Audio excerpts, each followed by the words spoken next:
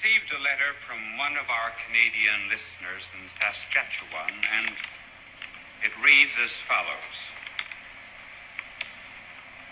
I have a little brother, and he says that all bishops are bald on top.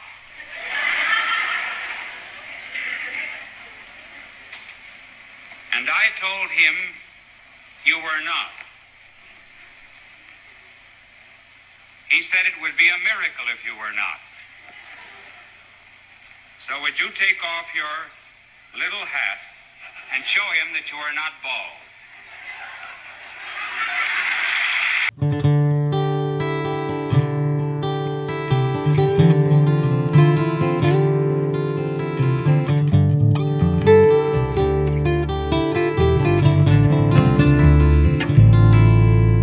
Travel along, Catholic pilgrims, for 1 year as we learn from Venerable Fulton Sheen, one of the greatest Catholic teachers in modern times.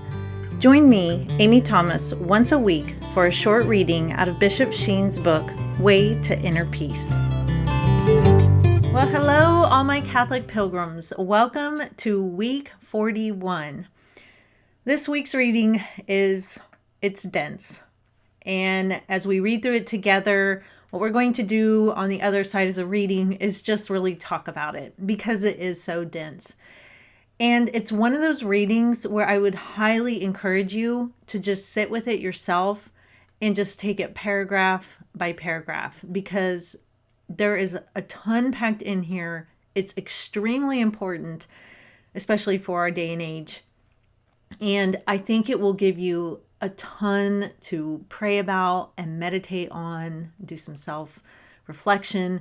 It's just a really heavy topic, I guess. And I don't want to say that all of us are not as smart as Fulton Sheen or, that we're stupid and we really have to read through this slowly to understand. I just think it's so packed full of really great thoughts.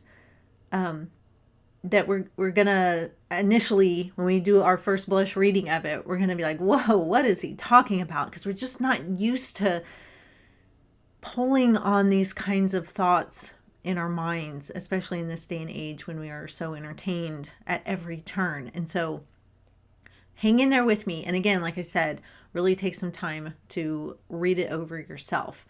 So this week's topic is called What Happened to Reason? And the three key points are rationalization, passions, and introspection. Number 41. What happened to reason? Reason has come in for a terrible beating in this century. The old skeptic denied that reason could know anything above the sensible world. The new skeptic denies he can know anything except what is below the sensible world, namely in the unconscious. The characteristics of a decadent society, according to Apollinaris in his Unquiet Grave, are luxury, skepticism, weariness, and superstition. The author says that he himself is decadent, and because he is decadent, he is skeptical. Franz Werfel tells how one image can alternate between old and new skepticism. Quote, he finds only the external world in his inner world, i.e., a world without meaning and value. Consequently, he turns away from his inner world because its emptiness is more painful than the emptiness of the factual world, which is at least relieved by noise and hubbub. As a harried exile of his own ego, he plunges into a sea of activity whereby he creates false wants in the social life and causes a great deal of harm. Unquote. It used to be that men made a distinction between their judgments and their wishes. A man might wish his neighbor's wife, but he would make a judgment that he may not ever have her because it would be unjust. Judgments were grounded on evidence. Wishes are grounded often only in emotions and passions. The new skeptics have denied that reason has any validity of its own. To their mind, reason does not lead to the discovery of truth because there is no truth. Its function to them is to provide, quote, reasons for thinking that the wishes should be satisfied. In the example given, the husband who covets his neighbor's wife will justify it on the ground that, quote, he must live his own life, unquote, or that his, quote, erotic contentment demands that she leave her husband, unquote. Reason thus becomes, for the sex group of psychoanalysts, always a rationalization for wishes or a justification for our libido. A person who rightly uses his reason does so in order to make an impartial stock of the evidence, and insofar as it is possible, keeps his wishes and, above all, his unconscious mind out of the whole business. But a sex theorist who denies the capacity of reason to discover true purposes and goals makes reason the product of unconscious desires. A wife reasons when she tells her husband not to drop his ashes and throw his cigarette butts on the carpet. A husband rationalizes when he says that they are good for the carpet. The overemphasis on the subconscious by the same psychoanalyst has done much to sap reason and kill intellectual curiosity. To say that character is to be found in the cellars of our existence and in the scrap heaps and garbage piles of the unconscious is to make the same mistake as believing that one can save a sinking ship by analyzing the water that pours into the hold. Such theorists must first use reason to destroy reason. If the theory is true that our characters are formed by our subconscious desires and libidos, then how can the theory ever be proven to be true? For anything to be true, there must be a correspondence between a belief about a certain thing and a fact. For example, Paris is in France. But this peculiar theory of psychoanalysis, which holds that wishes and libidos constitute personality, has no objective reference at all. There is no France to which the belief about Paris may be referred.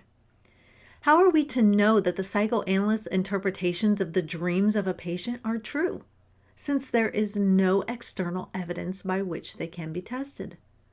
The interpretations of the psychoanalysts are so arbitrary and subjective that each one gives different interpretations, except in the vague general agreement that, quote, it has something to do with sex, unquote. If the psychoanalytic theory about reason is justified, namely that reason is only a rationalizing of our libido and sex desires, then there is no reason to take the theory seriously. This idea that reason is the rationalization of our wishes is authoritarianism in its wildest form. It is the acceptance of an interpretation of a dream that cannot be tested in the objective world of facts. As Pascal wrote long ago, but for our time, quote, "The most intolerable punishment for the human soul is to live with itself and think of itself alone," unquote. For that reason, the soul is constantly concerned with the effort to forget itself by occupying itself with all manner of things that prevent introspection. And this is the cause of all tumultuous activity. So as I read through for the first time this week's reading, my mind was just trying to keep up. Really, I was just sitting there going, okay, what? Okay, what? Ugh. And then I would try to read ahead, but I was still thinking about what I had just read. And it was a real back and forth between what I was trying to read and what I was trying to think about. And so I finally just decided, okay, just read it and then put it down. And so that's what I did. I read through it and I felt like I didn't quite grasp everything he was trying to say, but I just read through it. I didn't try to think too hard on it. And then later on, I came back to it and read it again. And the second time I read through it, I was like, okay, I'm really starting to see what he's getting at here. And so that's why I really encourage you to take a second reading, after this podcast. And I think it's so important. So I don't have a story to tell that connects with this, but I really want to walk us through this reading because it's so important.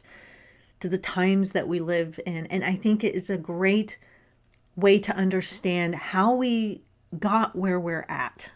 And so let's just walk through some of the key points I think that we need to pull from this week's reading. Okay, so at the very beginning, he says, reason has come in for a terrible beating in this century. The old skeptic, and these would be the Enlightenment period people, and he says they denied that reason could know anything above the sensible world, because during the Enlightenment, a lot of people were shedding the idea of God. We had become so advanced in scientific knowledge, and we were just really impressed with ourselves. So who needs God? And so all that really mattered in the Enlightenment period was the material world. And so they became very skeptical of the supernatural world. And so they didn't think that reason could help us know anything at all above the sensible world, meaning the material world. And then he goes on to say, the new skeptic denies he can know anything except what is below the sensible world, namely in the unconscious. So what he's talking about here is that movement at the kind of the beginning of the 20th century, when we had Freud and some of the other psychoanalysts, as he talks about, that are talking about everything is buried deep in our subconscious. And that's where our true being lies. Our true character, our true personality, what we really want in this life is just buried so deep. And so there was this movement away from the supernatural, and then we just went to the material world, and then that took us even lower into the subconscious, and everybody was so interested in that. And so there wasn't really a focus at all on God. It was all focused on the self. Find who you truly are in the recesses of your mind. And I think you can see how this has played out in kind of a worship of the self here in this day and age, and the hyper vigilance on sexual desires. So then he goes on to say, the characteristics of a decadent society, according to Apollinaris, I don't know who that is for sure, are luxury, skepticism, weariness, and superstition. And wow, is that ever true? If you think about it, especially here in the Western world, we are a very decadent society. I mean, we buy sweaters for our dogs. We buy eyelashes for our cars. If you've seen those, it's just ridiculous. We just buy all kinds of doodads and things that we don't even need, but we just can. I mean, we can eat chocolate whenever we want, and that's why nobody really cares anymore about the holidays, because we can get this stuff whenever we want. I mean, it used to be the holidays were such a special time because you couldn't afford all of the fancy food and the candy and the sweets the rest of the year. And so you saved up, and at the holiday, man, you really feasted. And so we are just so decadent that we're like, no, what's another chocolate? So we definitely live in luxury as compared to what the rest of the world for most of history has lived through or in. Skepticism. Gosh, yes, there is so much skepticism out there. I mean, we hear all the time about the rates of people dropping out of the church and the rise of the nuns, people who claim no religion. There's just a lot of skepticism out there, and then also weariness. And I would say that we're just weary. We're weary about everything. I mean, people talk all the time about how tired they are, how bored they are. And this comes from decadence and skepticism because you lack purpose. You lack having, that drive in your life because why bother? There's nothing past this life, so live it up, enjoy all the luxuries, but that's boring. It's so boring, and that makes you weary because you're not working for anything truly, and it just kind of zaps the life out of you. And then superstition. as well. And I couldn't think of a good connection to our day and age with that. I'm sure there's one out there. I just couldn't really think of it off the top of my head. But let's move on. So then he says, Franz Werfel tells how one image can alternate between old and new skepticism. And so Franz Werfel says, he finds only the external world in his inner world. For example, a world without meaning and value. Consequently, he turns away from his inner world because its emptiness is more painful than the emptiness of the factual world, which is at least relieved by noise and hubbub. It took me a while to get what he was saying here, what this Franz Werfel is saying here. But what he's saying is, because we're so well off and we're so skeptical that there's nothing inside of us. There's nothing inside of us. We don't have that God-given purpose, going for us because we've denied God. And we're just so full of ourselves that there's no real self-reflection, and we're just so decadent, and we're just so full of comfort and pleasure that there's nothing there inside of us. And so because we've forgotten that we're children of God and that we're here for a reason, not just to serve ourselves, but because we've forgotten that, there's nothing to look at on the inside. We don't even acknowledge our soul, but that's painful. It's painful to realize that there's nothing beyond this world.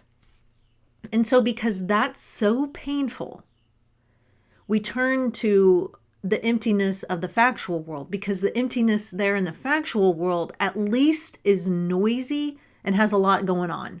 And that's all the entertainment. We're empty inside, but that's true pain, because that's to face our mortality and that we haven't really done what we were supposed to do with our lives because we've just kind of wasted away serving ourselves. That's really painful. What's less painful, what he's saying is the external world, because maybe it doesn't have a lot of meaning or value, but at least it distracts us. And so that's good. And that's so true. I mean, we're distracted constantly by entertainment.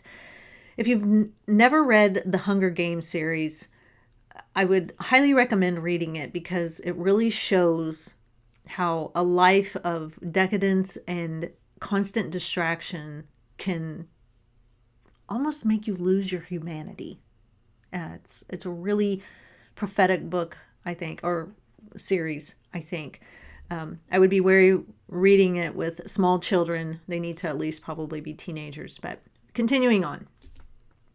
So down the page, he says, it used to be that man made a distinction between their judgments and their wishes. A man might wish his neighbor's wife, but he would make a judgment that he may not ever have her because that would be unjust.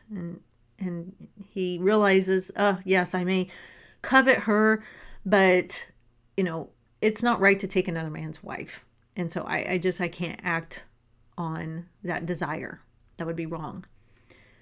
He says judgments were grounded on evidence. And the evidence is that she's not mine to have. She made a promise to her husband. They're bonded in marriage. I need to find somebody else. He says wishes are grounded often only in emotion and passions. And this next part is just absolutely key. The new skeptics have denied that reason has any validity of its own. To their mind, reason does not lead to the discovery of truth, because there is no truth. And that's what we've heard. We have heard from the new skeptics in our day and age that there is no truth. You only have your truth. Well, what is your truth? Well, Bishop Sheen tells us here. Its function to them is to provide reasons for thinking that the wishes should be satisfied. So reason is no longer using your mind and your intellect to gauge the scene in front of you and look at the facts, look at the evidence, and make a decision, make choices, to use our intellect in such a way as to shape and form our will. The new skeptics, because they say there is no truth, especially there is no moral truth, you only have your truth. Well, what is the point of reasons then? Well, it's function. Reasons now are just whatever your mind comes up with to justify whatever you want to do. Well, what are your reasons for wanting to do this? Well, I want to do it because it feels good. Oh, well, I guess you've rationalized why you want to do something, whether it be good or bad, but who knows, because there is no truth. I just really think that's so important to understand, because that's what we're seeing here. We're missing each other like two ships in the night when we try to talk to people who think like the new skeptics. When I say, we have to use our reason, we have to use our intellect, we have to find the truth. When I say reason, that's not what they're thinking about. They're thinking about, what are the justifications for why I can do what I want to do? And honestly, for them, it's just whatever you come up with is fine. Because if that's what you want to do, live your truth, that's your truth, whatever. Who am I to tell you anything? I just really think that's key. And so he gives the example here. He says, in the example given, the husband who covets his neighbor's wife will justify it on the ground that he must live his own life. I have to have her because I have to live my life. Who can tell me that, I shouldn't have her and that I shouldn't break up this marriage? I have to satisfy myself, right? My erotic contentment demands that she leave her husband. What I want is more important than what anybody else wants, because this is my desire, and the reasons are so that I can be happy, so that I can be fulfilled. It doesn't matter what anybody else thinks. And we see this over and over again played out here in the 21st century. I want to skip down the page a little bit, down to the last paragraph on 146. He says, the overemphasis on the subconscious by some psychoanalysts has done much to sap reason and kill intellectual curiosity. Because why would I need to think about anything? Why would I need to discover what's true? I don't even need to think about that. I just do what I want. If I have a reason in my head, then that's what I go with. I don't need to use my intellect. I don't need to be curious about morals. I don't need to wonder if what I'm doing is right or wrong. I just want to do it, and I've got my reasons. And man, to me, this just is like a light bulb going off in my head. I'm like, this all makes sense. I can understand now why we are so divided in our culture, because we don't understand each other's languages. We don't understand where we're coming from on either side. And that's making conversation very difficult to have. He goes on to say that character is to be found in the cellars of our existence and in the scrap heaps and garbage piles of the unconscious is to make the same mistake as believing that one can save a sinking ship by analyzing the water that pours into the hold. And, that is so true. Why do we think that who we truly are is somewhere buried deep in the bottoms of our brains, in the scrap heaps and the garbage piles, like he says? Why would it be buried there? That's a really bizarre thought, that we have to go digging deep. And here's the key thing, and if you do have sensitive ears around, I would maybe turn it off and listen to it another time. For what I'm about to say. In the subconscious, the key focus is on sex. And like he says here, the libido. Everything revolves around that.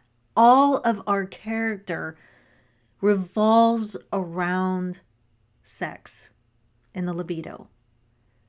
And isn't this so true? It's all that matters today. I mean, you look at any of the hot button topics. You look at abortion, you look at birth control, you look at transgenderism, you look at homosexuality. You look at living together before you're married, open marriages, all of those things. What is everything revolving around? Sex. And this idea that We can only truly be who we are meant to be if we express ourselves in whatever sexual desires that we have. I think that's just very fascinating, not in a good way. And I have to wonder why that. And is it because of the pleasure part? Is it because of, if you've lost, your belief in God, and you're here to just live it up and do whatever you want, and you have these desires, whereas before maybe we couldn't act on them because we used our intellect and our reason to find the truth that, hey, maybe everything that you think about, especially in the sexual world, isn't meant to be acted upon because it's immoral or unjust or anything, along those lines. But we've gotten rid of all of that. And so now I just have my reasons for wanting to do this, particular thing in the sexual realm. And there's no moral truth. So why shouldn't I be allowed to do it? It's so interesting that this is what it comes down to.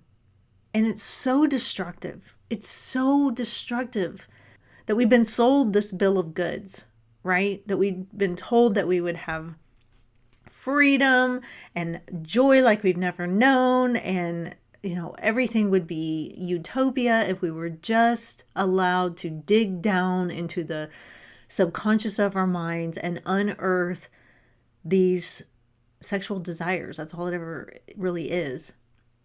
Unearth them, and then we will be who we were truly meant to be. I don't know. It's just all kind of clicking for me right now. It's kind of amazing.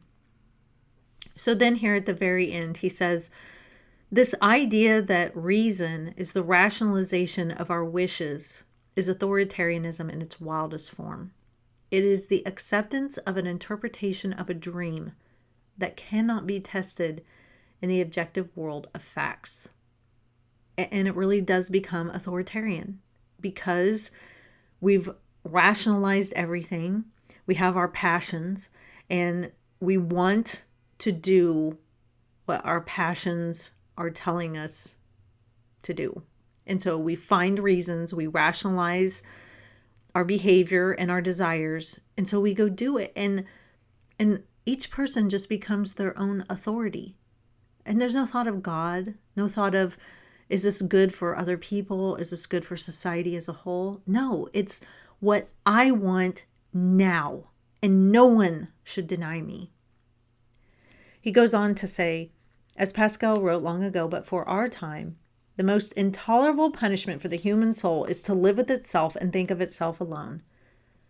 For that reason, the soul is constantly concerned with the effort to forget itself by occupying itself with all manner of things that prevent introspection. And this is the cause of all tumultuous activity. So true. Because our soul, is trying not to look at itself. Remember, it's found emptiness there in the internal. We don't like what we see there, so we go to the external world for its emptiness there. It's less bad, we think. And we don't want to spend our time looking at ourselves, to have that introspection, to see who we've become, to think about the state of our soul and what we are doing with our lives and the behaviors that we're engaging in. We don't want to do that. And because we don't want to do that, it causes a lot of harm and a lot of damage, not only to ourselves, but to our family members, to our neighborhoods, to our society, to our culture, to everything. It's just massively damaging. So maybe that was all very clear to you on your first, read through. I don't know, maybe it took me a little while, but I again would encourage you to definitely read through it again and really reflect on it, take it to prayer, and make sure that, we aren't finding ways to rationalize bad behavior, and that we understand that there is truth out there, and that yes, we can find it by using our intellect and our reason that God gave us. And that giving into every passion that we have or desire that we have is not becoming of us as humans. And it definitely is worthwhile doing some introspection to look at the state of our soul. And if we find things there that we don't like, get yourself to confession for sure. So that is all for this week, Catholic Pilgrims. I will see you back here for week 42. And until then, live the faith boldly and travel well.